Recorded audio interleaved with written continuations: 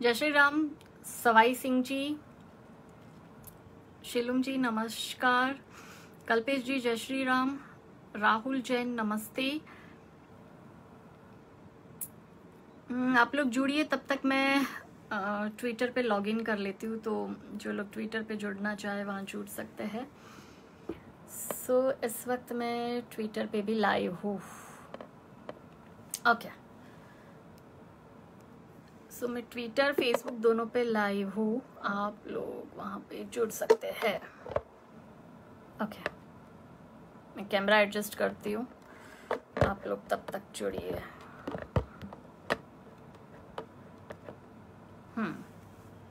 I think ठीक है अब। राधे राधे श्याम जी, राधे राधे आलोक जी।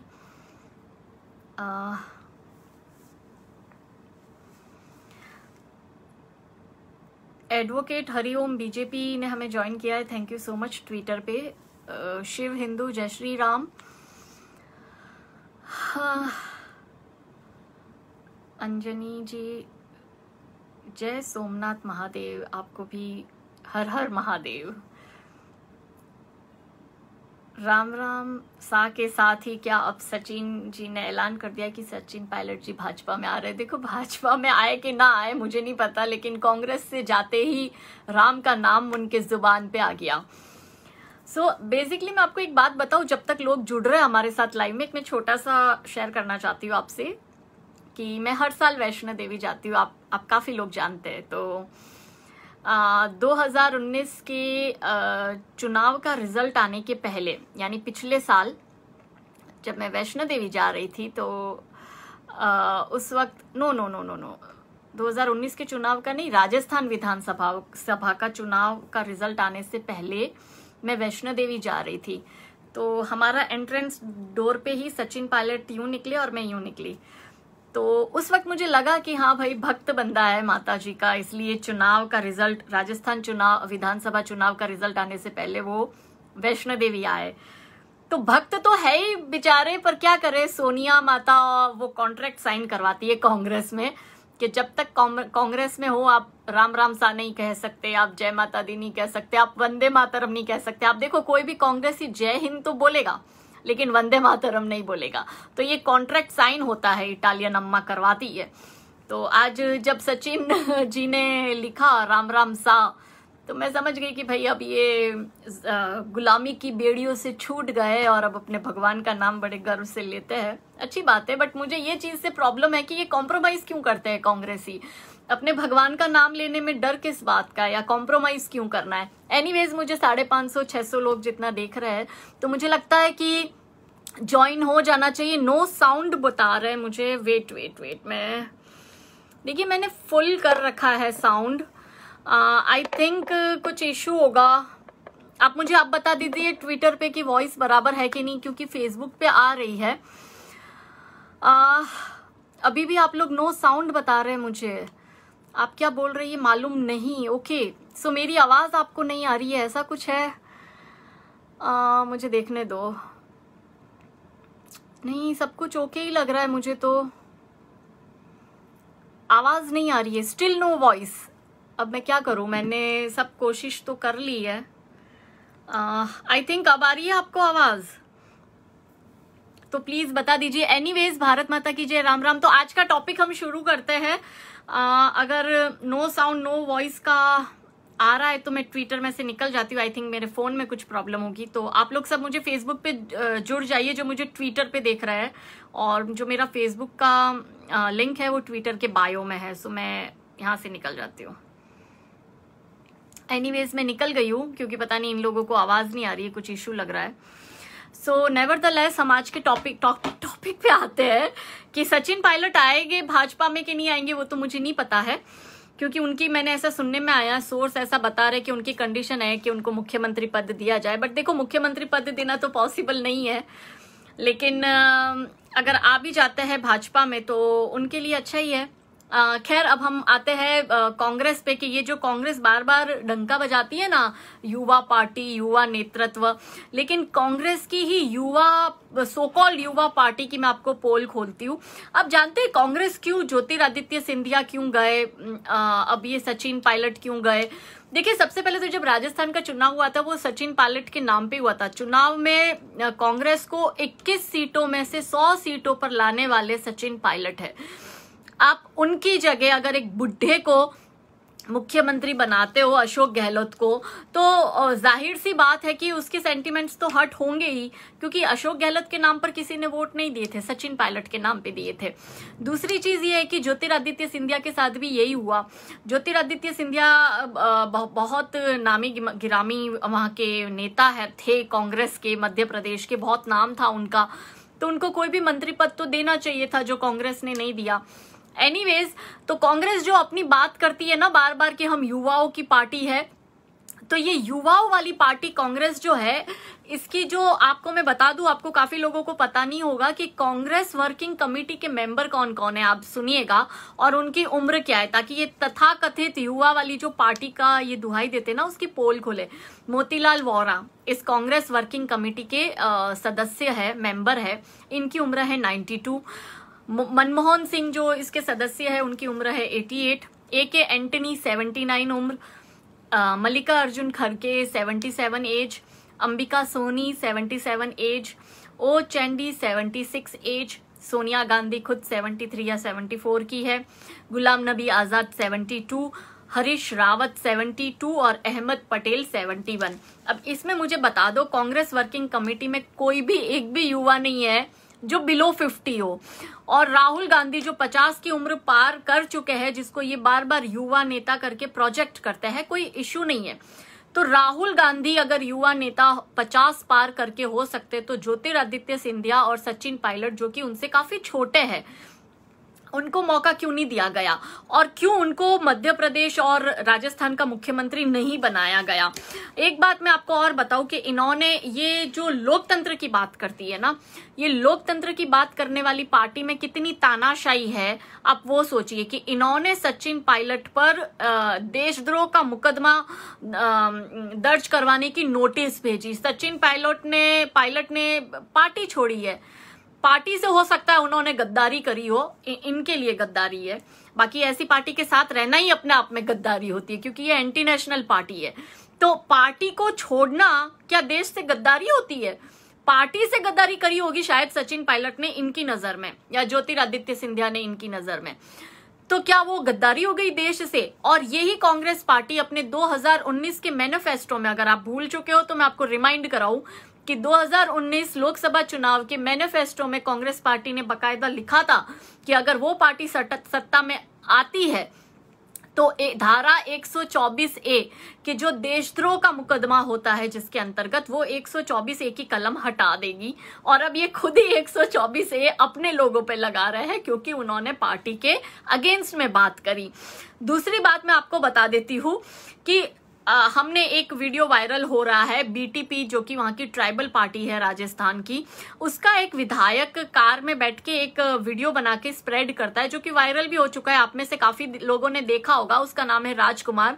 वो विधायक कह रहा है कि हम तो जबकि कांग्रेस पार्टी से ही बिलोंग नहीं करते, कांग्रेस के साथ इनका गठबंधन है, तो कि हम लोगों को बुला के यहाँ पे कैद करके रखा हुआ है, हम कहीं जा नहीं पा रहे हैं, हमारी गाड़ी की चाबियां ले रखी है, मैं अभी किसी और की उसमें हूँ गाड़ी में, और दोनों साइड में उसने अपना मोबाइल घुमा के बताया कि दोनों साइड में पुलिस की वैन है, हमको इस तरह से इन लोगों ने मतलब कैद करके रखा है लिटरली। तो क्या ये कांग्रेस पार्टी का लोकतंत्र है? खैर, लोकतंत्र की बात वो कर रहे हैं जिन्होंने 1975 में इमरजेंसी लगाई थी, जहां उन्होंने पूरे देश को लॉकअप में बंद कर दिया था, तो विधायकों को बंद करना इनके लिए कौन सी बड़ी बात हो गई। तीसरी बात, कांग्रेस पार्टी कह रही है कि हॉर्स ट्रेडिंग भाजपा कर रही है, तो मैं इनसे सवाल करना चाहती हूँ कि इनके, चलो एक मिनट के लिए मैं इनकी बात मान लूं कि हॉर्स ट्रेडिंग मानो हो रही है इनके हिसाब से, तो इनके ही MLA क्यों बिकते हैं? आज तक कभी आपने भाजपा के किसी विधायक को कोई और पार्टी में जाते हुए देखा? भाजपा के विधायकों को आपने बिकते हुए देखा? हमने देखा है कर्नाटक में, हमने देखा है मध्य प्रदेश में, कि जहां पे भाजपा की सरकार नहीं बन पाई थी स्टार्ट में, तो भी क्या भाजपा का कोई भी विधायक किसी और दल में गया? नहीं गया। तो क्यों हो रही है हॉर्स ट्रेडिंग, जैसा ये आरोप लगा रहे, जबकि ऐसा कोई है ही नहीं, हॉर्स ट्रेडिंग हो ही नहीं रही है। इनके विधायक इनको क्यों छोड़ के जा रहे हैं? वो हकीकत सुनना चाहती है ये कांग्रेस पार्टी, और उनके गुलाम तो सुन लो कि आपकी पार्टी कांग्रेस पार्टी जो है वो एंटी नेशनल पार्टी है। उनके विधायकों को भी पता है कि ये एंटी नेशनल पार्टी है।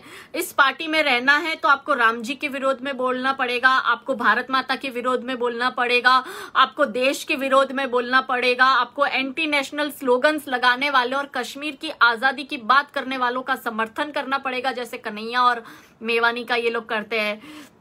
ये लोग को पता है, इनके विधायकों को, कि जो दंगे करवाते हैं, जैसे हार्दिक पटेल है, कन्हैया कुमार है, ये चंद्रशेखर रावण है, मेवानी है, इन जैसे सफूरा जरगर जैसे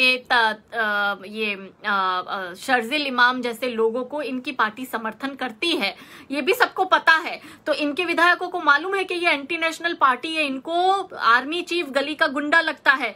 ये लोग शाहीन बाग और भीमा कोरेगांव जैसी घटनाओं को सपोर्ट करते हैं, इसलिए इनके विधायक इनको छोड़ के जा रहे हैं। हॉर्स ट्रेडिंग नहीं है भैया, यहाँ कोई हॉर्स ट्रेडिंग नहीं हुई है। आपके घोड़े आपके अस्तबल को इसलिए छोड़कर जा रहे हैं क्योंकि आपके अस्तबल में लिटरली देशद्रोही गतिविधियां हो रही है, इसलिए आपके विधायक आपको छोड़ के जा रहे हैं।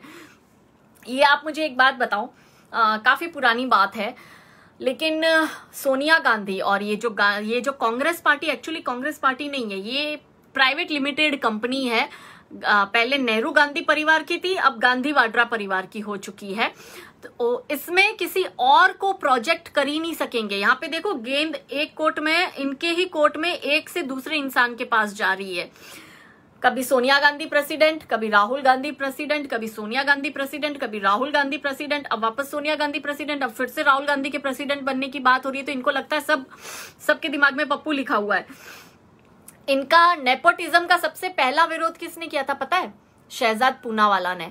आपको याद होगा कि जब प्रेसिडेंट की बात हो रही थी तो उस वक्त शहजाद पूनावाला ने विरोध किया कि आप लोग वोटिंग करवाओ, ऐसे कैसे किसी परिवार का इंसान प्रेसिडेंट बन सकता है। और वो विरोध करके शहजाद पूनावाला निकल गए थे। और अब देखो बारी बारी सारे लोग निकल रहे हैं। आप चाहे रीटा बहुगुणा का देख लो या सिंधिया का देख लो, जो इनके बड़े लीडर है, फिर अपने वहां के असम के जो है लीडर्स, वो भी इन लोगों को छोड़ के निकले। तो मतलब प्रॉब्लम इन लोगों में है, वो इनको माननी पड़ेगी। आप जब तुम्हारे ही सिक्के खोटे हैं तो तुम भाजपा को काहे को दोष देते हो भैया। फिर दूसरा, इन लोगों ने सीए का समर्थन नहीं किया, सीए के विरोध में बात करी, धारा 370 हटी, उसके विरोध में इन लोगों ने बात करी। इन्होंने राम मंदिर के विरोध में बात करी। तो देश के समर्थन में तो कभी रहे नहीं। सर्जिकल स्ट्राइक के प्रूफ मांगते हैं, एयर स्ट्राइक के प्रूफ मांगते हैं। अभी चाइना वाले मैटर पर ये चाइना का साथ देते हुए दिखते। तो इनके विधायकों को भी पता है, आज चाहे कांग्रेस ही हो, लेकिन उसको मन में तो फील हो रहा है ना कि इनकी पार्टी क्या कर रही है और अंदर अंदर क्या चल रहा है और ये कितनी देश विरोधी बातें करते हैं। इसलिए इनके विधायक इनको छोड़ के जा रहे हैं। सोनिया गांधी और ये इनके जो पारिवारिक जो पार्टी है, आपको पता है कि उस वक्त माधवराव सिंधिया काफी फेमस थे, बहुत ही फेमस फेस था वो उस वक्त कांग्रेस का, लेकिन उसको आगे आने नहीं दिया। उसके बाद में सचिन पायलट के पिताजी राजेश पायलट, वो भी काफी फेमस फेस थे, लेकिन उनको आने नहीं दिया। और इन दोनों की संदिग्ध मौत कैसे हुई, गॉड नोज, ये एक चर्चा का अलग विषय है। लेकिन उस वक्त अगर सोशल मीडिया का जमाना होता तो पता चल जाता कि इन दोनों की मौत हादसा थी या रहस्यमय मौत थी, षड्यंत्र था, क्या था। फिर उसके बाद में आपको पता होगा कि आंध्रा का जो जगन मोहन रेड्डी है, तो उन लोगों के, उनके पिता वाईएसआर रेड्डी के साथ जो हुआ, उनकी भी संदिग्ध मौत, वो भी काफी फेमस फेस था, तो उसको भी रास्ते से हटाया गया। तो ऐसे कर करके इन लोगों ने सब लोगों को रास्ते से हटाया है, चाहे वाईएसआर रेड्डी हो, चाहे ज्योतिरादित्य सिंधिया के पिताजी हो, चाहे सचिन पायलट जी के पिताजी हो, क्योंकि ये लोग किसी और को बनने देना ही नहीं चाहते। कोई और आ जाएगा तो ये कहां से फेस बनेंगे प्राइवेट लिमिटेड पार्टी के। और यही कारण है कि सिंधिया और सचिन पायलट को कभी फेस बनने नहीं दिया, उनको कभी मुख्यमंत्री या कोई बड़ा पद इसलिए नहीं दिया गया क्योंकि अगर वो आते तो वो फेमस होते और राहुल गांधी ओवर शेडो हो जाते। और ये चाहते नहीं थे कि राहुल गांधी के सिवा ये किसी और को सो कॉल युवा नेता करके प्रोजेक्ट करे। 5 साल बाद ये राहुल गांधी बुढ़ा हो जाएगा तो ये तैयार तो कर ही रहे रिहान वाड्रा, जिसके पीछे अब इन्होंने गांधी लगा दी है, सरनेम उस जमीन चोर का और कबाड़ी वाले का बेटा प्रियंका वाड्रा का बेटा रेहान वाड्रा, तो 5 साल बाद रेहान वाड्रा की इन लोगों को जूते चाटने, तो घूम फिर के यही परिवार आएगा। तो ये कोई पार्टी नहीं है, ये परिवार की प्राइवेट लिमिटेड फर्म है जिसमें यही लोग सब कुछ कर रहे हैं। मैं आपको एक चीज बताऊंगी कि राहुल गांधी कैपेबल नहीं है, ये सबको पता है। तो कोई और कैपेबल अगर कांग्रेस में होगा ना तो वो एक लेवल के बाद में थक जाएगा, क्योंकि इस गधे को कौन झेलेगा। तो फिर जो ये घोड़े हैं, जो पायलट जैसे सचिन पायलट जैसे या ज्योतिरादित्य सिंधिया जैसे, वो छोड़ के जाने वाले हैं। अभी आज इन्होंने सचिन पायलट को, विश्वेंद्र सिंह को, रमेश मीणा को, मतलब बहुत दलित के हितैषी बनते, तो रमेश मीणा को इन लोगों ने क्यों निकाला? इनके पास जवाब है। ये बहुत दलितों के लिए इनके मन में बहुत प्रेम उबड़ता है, जरा पूछो। आजकल इन लोगों के मन में क्षत्रियों के लिए भी बहुत प्रेम उबड़ रहा है, क्योंकि क्षत्रिय ब्राह्मण पॉलिटिक्स ये लोग कर रहे हैं आजकल सोशल मीडिया पर। तो क्यों इन्होंने क्षत्रिय को निकाला, क्यों इन्होंने दलित को निकाला? तो मेरा पॉइंट ये है कि राहुल गांधी खुद जनोईधारी ब्राह्मण बने फिरते हैं, एंटी ब्राह्मण एजेंडा चलाते हैं, क्षत्रिय वर्सेस ब्राह्मण कर रहे हैं अब ये लोग, और दलित का झंडा लेकर घूमने वाले दलित के हितैषी ने आज एक दलित नेता को ही अपनी पार्टी से बाहर कर दिया, इसलिए क्योंकि उसने सत्य बोला। उसने कहा कि हम अशोक गहलोत के तलवे नहीं चाट सकते, हम पार्टी के लिए वफादार है, लेकिन अगर अशोक गहलोत और कमलनाथ जैसे मुख्यमंत्री ये कहेंगे कि हम उनके तलवे चाटे, तो वो तो पॉसिबल होने वाला ही नहीं है। तो ये कैसा लोकतंत्र है? ये तो तानाशाही है बकायदा। सो मैं आज आपको यही बात करने आई थी। और जो ये बहुत ज्यादा राहुल गांधी पर आस लगा के बैठे हुए हैं, मैं आपको लिख के दे दूं, आज आप लिख लो कि आने वाले 4-5 साल में जब अगला चुनाव आएगा 2024 का, तो उस 2024 में लिटरली रेहान वाड्रा जो है वो प्रोजेक्ट किया जाएगा, यू नो, और उसके ऊपर चुनाव लड़ा भी जाएगा। और यही कांग्रेसी फिर वाड्रा की गुलामी करते हुए आपको दिखाई देंगे। और फिर रेहान वाड्रा सडनली धर्म भी बदल लेगा, ब्राह्मण भी बन जाएगा, जनोई भी पहन लेगा, शिव भक्ति करने चला जाएगा, यहाँ पे सोमनाथ टेम्पल में आ जाएगा, नेपाल चला जाएगा, यू नो। तो ये सब लोग ठगधारी लोग हैं और इन लोगों से बचिए। मैं अभी भी हाथ जोड़ के विनती करती हूँ उन कांग्रेसियों को कि भाई आपके बाप दादाओं का खून था कांग्रेसी, लेकिन आप तो अपनी अक्ल लगाओ। अब ये वो वाली कांग्रेस नहीं रही है, ये सरदार पटेल वाली कांग्रेस नहीं है, ये हार्दिक पटेल वाली कांग्रेस है कि जहाँ पे लिटरली आपको अपनी ब्लू फिल्म निकालनी पड़ती है और फिर आपको जाकर यहाँ पे कोई पद दिया जाता है। कल का आया हुआ हार्दिक पटेल को ये लोग भाजपा का प्रेसिडेंट बनाते हैं गुजरात का, और इतने सालों से जिनके बाप दादाओं ने खून दिया इस पार्टी को, उनके बच्चों को इन लोगों ने निकाल दिया। और आज वो सुरजेवाला जो 3 बार चुनाव हारा हुआ है लगातार, वो सुरजेवाला की इतनी औकात कि वो सचिन पायलट को निष्कासित कर रहा है कि हम लोग इनको निष्कासित करते हो। भाई तुम क्या निष्कासित करोगे? वो खुद तुम्हें लात मार के बैठ गया है। सो एनीवेज, राहुल गांधी की इतनी औकात भी नहीं है कि वो एक सरपंच का चुनाव लड़के जीते, या ये प्रियंका वाड्रा सरपंच का चुनाव लड़के जीते हो अपने दम पे। इनको मैं चपरासी ना रखूं अपनी ऑफिस का, इनमें इतनी अक्ल नहीं है। ऐसे लोगों को फॉलो करते और ऐसे लोग प्रधानमंत्री बनेंगे। आप बताओ एक स्टेटमेंट राहुल गांधी ने पॉजिटिव देश हित में दिया हो और चाइना के अगेंस्ट में दिया हो इतनी टेंशन में, तो आपको लगता है कि ऐसे लोग आपका देश संभालेंगे? ठीक है, आपको भाजपा नहीं पसंद होगी, आपको नरेंद्र मोदी नहीं पसंद होगा, लेकिन आप किसका साथ दे रहे हो? राहुल गांधी जैसे लोगों का, ये इटालियन माफिया का, कि जो आपका देश अभी बेचना तो दूर, अभी वो दलितों की 200 करोड़ की जमीन ये लोग पचा गए। इन लोगों ने SC ST की जमीन नहीं छोड़ी। ये इनका नया कांड आया कल बाहर कि 200 करोड़ की जमीन इन गांधी परिवार ने अपने नाम पे करवा दी है। तो आप समझिए, अपनी अक्ल लड़ाइए। मुझे 1900 लोग, 2000 लोग मुझे इस वक्त देख रहे हैं, मैं उन सबसे विनती करती हूँ, भाई ऐसे परिवारों को छोड़िए। देश का भला इस देश का धरती पुत्र ही कर सकता है, ये इटालियन माँ की कोख से जन्मा हुआ बेटा कभी नहीं करेगा। और जिसने अपने रास्ते में जो भी टैलेंटेड लोग आए, चाहे सिंधिया परिवार से हो, चाहे पायलट परिवार से हो, चाहे रेड्डी परिवार से, उनको हटाते हटाते गए। इनके बाप दादाओं ने भी हटाए और अब राहुल गांधी भी हटा रहे। और सिंधिया तो लंगोटिया यार था राहुल गांधी का, हर बार दोनों साथ में रहते घूमते फिरते।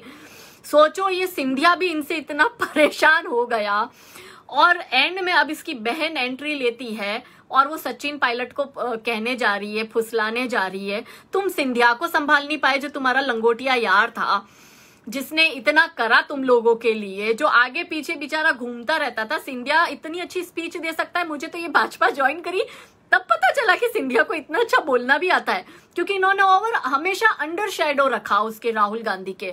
दुनिया को ये दिखाया राहुल गांधी एक होशियार है और ये लोग सब पागल है।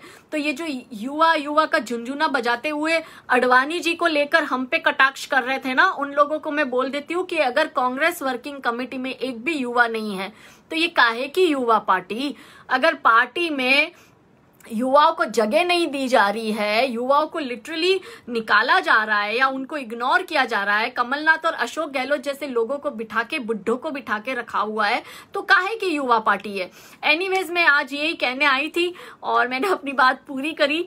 आपसे यही कहूंगी कि झगड़िए मत, आज नहीं तो कल कांग्रेस का खात्मा होने वाला ही है। ये गुलाम धीरे धीरे आएंगे, क्योंकि देखो जब सचिन पायलट और सिंधिया आ सकते तो ये बाकी के गुलाम भी हम अपनी साइड में लाएंगे। अतः इन्हें प्लीज गाली गलौच ना करे, गुलामों को प्यार से इन्हें हमारी साइड में करना है। भारत माता की जय, वंदे मातरम।